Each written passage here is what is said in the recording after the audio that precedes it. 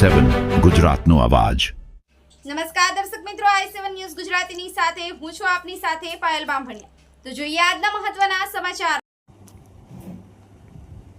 ભિલોડાના લીલછામાં પ્રજાપતિ પરિવારો માટેના દીવડા બનાવી ગુજરાન ચલાવે છે।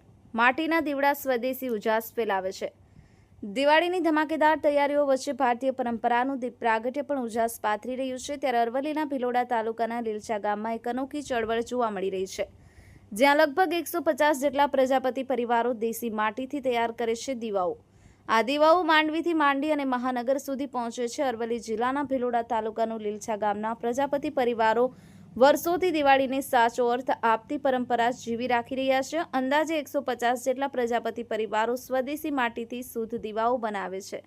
આ કાર્ય માત્ર એક વ્યવસાય નથી, પણ ભારતીય સંસ્કૃતિની જીવતું એક ઉદાહરણ છે। જેમ જેમ દિવાળી નજીક આવે છે, તેમ વેપારીઓ પણ મોટી સંખ્યામાં ગામે પહોંચે છે આ દીવાઓ ખરીદવા માટે। સ્થાનિક બજાર ઉપરાંત હવે શહેરોમાં પણ આ દીવાઓની માંગ વધી રહી છે। લીલછા ગામના પ્રજાપતિ સમાજના પરિવારો હાથથી બનેલા આ દીવા દિવાળીના ઉજાસ સાથે આત્મનિર્ભરતાનો પણ સંદેશ આપતા જોવા મળે છે। દીવો માત્ર માટીનું નાનું ટુકડું નથી, પરંતુ દરેક કારીગરના દિલથી થતી સર્જનશીલતાનો પ્રકાશ છે, જે સ્વદેશી વિકાસ અને પરંપરાના સંકલનનો શણગાર છે। બ્યુરો ચીફ કૌશિક સોની, i7 ન્યૂઝ ગુજરાતી, અરવલ્લી। મારું નામ ચિંતન પ્રજાપતિ છે। હું લીલછા ગામનો વતની છું। અમારા ગામમાં 150 જેટલા કુંભારોના ઘરો આવેલા છે।